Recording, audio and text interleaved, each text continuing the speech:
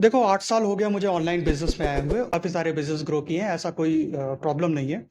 अब देखो सिचुएशन क्या है कि जो एक चलने वाला सीज़न होता है फ़ेसबुक एड्स का, अभी क्या है फ़ेसबुक एड्स एकदम बहुत ज़्यादा चेंज हो चुका है, ठीक है? और प्रॉब्लम ये है कि अभी ना अच्छा नहीं चल रहा है फ़ेसबुक एड्स, तो उसके कारण क्या होते हैं, अच्छा नहीं चलने का, उन सब चीज़ों के बारे में बात करेंगे। और ये बहुत ज़रूरी है जानना कि क्या कारण होता है, क्यों हमारा ऐड नहीं चल रहा है। कहने के लिए अगर आप ये सर्च करेंगे कि why Facebook ads is not working, so आपको मिलेगा कि अच्छा ऐड क्रिएटिव बनाओ, अच्छे सिस्टम पे जाओ, अच्छा इंटरेस्ट टारगेटिंग करो। लेकिन सिचुएशन एकदम डिफरेंट होती है। आप जानते हो क्या होता है? एक समय तक फेसबुक एड्स में प्रॉब्लम होने लगती है। अब मान के चलो जनवरी, फरवरी, मार्च, अप्रैल अच्छा चला फेसबुक एड्स। अभी सीज़न चेंज हो गया।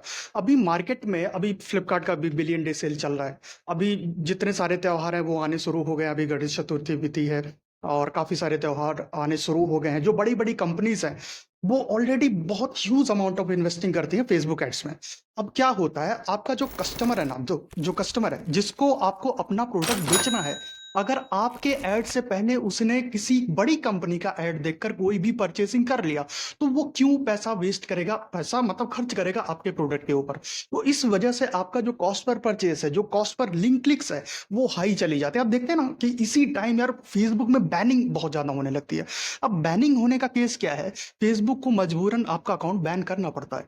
अब देखो दो कंडीशन, एक कंडीशन होता है कि फेसबुक इस समय बहुत ही खराब ऑडियंस को भी ऐड दिखाने लगता है जब आप रियल एस्टेट में काम करते हैं, जब आप कोई कॉल्स का ऐड चलाते हैं, जब आप कोई लीड्स का कैंपेन चलाते हैं। ये बिजनेस माइंडसेट से समझना चाहिए कि प्रॉब्लम आखिरकार हो कहाँ पे रही है।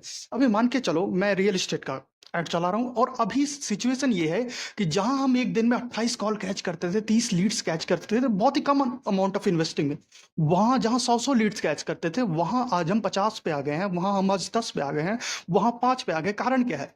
कारण ये है कि ऑडियंस गलत जा रही है। ऑडियंस, अब देखो, अच्छे ऑडियंस के पास हमारा ऐड भेजना है और अच्छे ऑडियंस को वो अच्छे एडवर्टाइजर को दिखाएगी, क्योंकि वो ज्यादा पैसा, ज्यादा बीड है, वो कस्टमर की मांग ज्यादा है, ठीक है, और उसका पैसा भी कोई बड़ी कंपनी पहले दे रही है। तो वो हमारा, मैं एग्जांपल बता रहा हूँ, यही एग्जांपल आप ई कॉमर्स में ले सकते हैं कि मान के चलो, एग्जांपल दैट आप कोई टी शर्ट बेचना चाहते हैं, ठीक है, अब टी शर्ट बेच रहे हैं, आप टी शर्ट का ऐड चला रहे हैं। अब वही टी शर्ट का ऐड फ्लिपकार्ट भी चला रहा है। आप जानते हैं ना, फ्लिपकार्ट पे जब आप टी शर्ट देखते हैं तो वो शो करता है।